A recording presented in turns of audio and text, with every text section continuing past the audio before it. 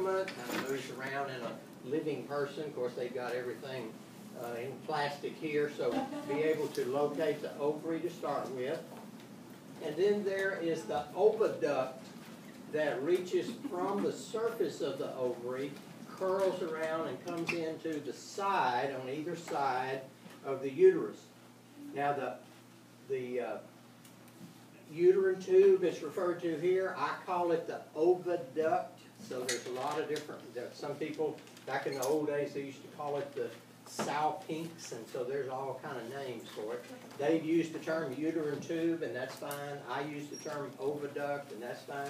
Some people will even use the term infundibulum to mean the entire structure. So there's a lot of different terms you see here. But I always use the term infundibulum to represent this flared end that partially covers the surface of the ovary. That's going to be the surface that picks up the ova when the ova is shed from the surface of the ovary. The oviduct is not connected to the ovary. They are actually two separate things. If my fist would be the ovary, then my other hand here would be the flared end or infundibulum. It just covers part of the ovary like that. So most of the time the ova is picked up by the infundibulum and it starts its journey down the uterine tube.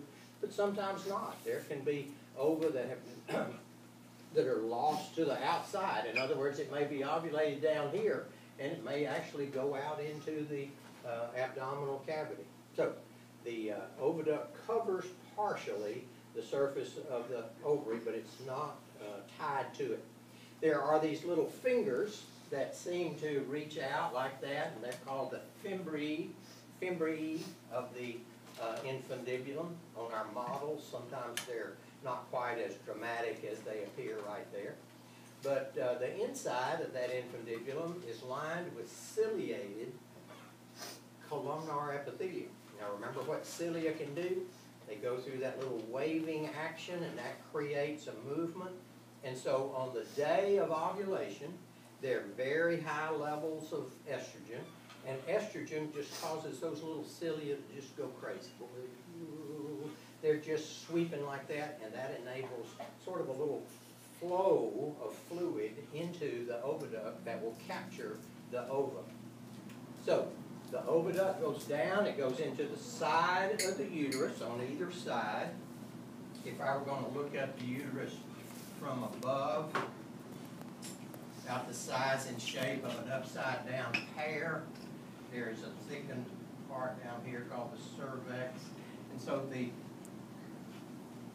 ovaries are over here on the side like that, and then the infundibulum and the oviduct are kind of like that. Okay, so on either side, there's going to be an oviduct or uterine tube coming in. And then here's the uterus itself. Like I said, it's about the size and shape of a small pear. It bends over, frontwise, over the bladder. That's referred to as anteflexion. Anteflexion. So the uterus is anteflexed over the bladder. Of course, the bladder goes out through the urethra, and the external urethral orifice is there in the vulva of the, or the vestibule of the vulva. Here's the vagina. The vagina comes down from the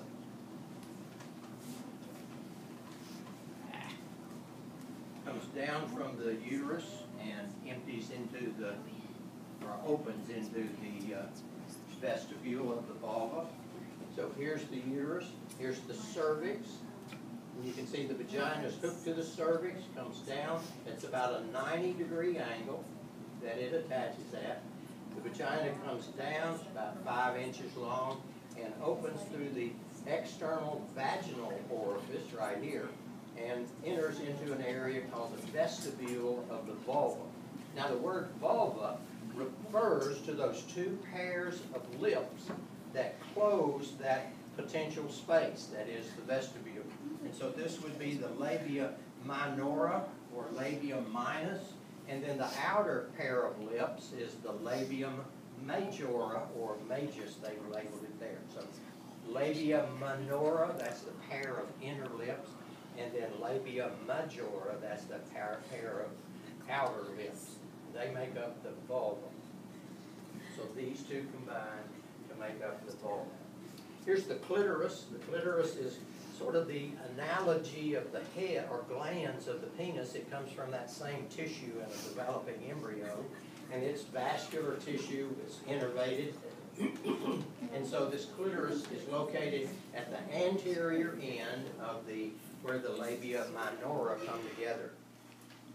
So I think those are pretty much all of the structures that we want to be able to identify. Of course, know the bladder and the urethra, et cetera, et cetera. As far as external features on female, they're pretty simple. Here's the ovary. Let's see if I've got a frontal view. Here we go. Here's a frontal view of the female system, and I think we have a model somewhere like that. We'll get it out, and it has all these things on here. Here's the ovary. Here's the infundibulum of the oviduct. You can see the little fimbria fingers, and here's the oviduct itself, or uterine tube, and here's the uterus. This is called the body of the uterus right here. This little roof that bulges up is called the fundus. Remember where we've seen that before? The stomach has a fundus too, and that's the idea of a curved roof is the word fundus. And so there's a fundus, and then here's the body of the uterus. Here's the cervix right down here, and then it opens into the vagina down below. The word os is used here. There's an internal os at this point. There's an external os at this point. And that word os means mouth. Mouth. And think about tracheostomy. That's a hole in your trachea that air goes through. So colostomy. Remember, people have colostomies where they put little ports in their colon, and so that word os, anytime you see it, is always going to mean mouth or opening. Okay, ovary here you can see the layout that they kind of open that up to where it's visible, the inside's visible. Let's go back to the ovary. Here's kind of a very diagrammatic look at what you're looking at. Here are the primordial follicles out around the edge. Here's some primary follicles. You see they've got 1 or 2 layers of cuboidal cells around them. Here's an early secondary follicle. You can see it's beginning to build up a little bit of fluid in there. Here's some more fluid, so that's even more mature secondary follicle. Then we get to a follicle where the antrum is almost the entire volume of things, and that's a tertiary, or you could call it a Graafian follicle. Here's the oocyte inside, ready to be spit out. This is, the representation of ovulation here. It takes place on the 14th day. And then a corpus luteum forms, and this tissue here, this yellow tissue, is the tissue that will create progesterone that will maintain the pregnancy.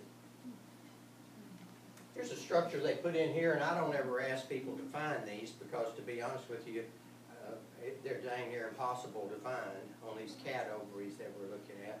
And it's called a corpus albicans, and the word alba means white, and so it's just a little scar tissue body that is the place where the corpus luteum before was located.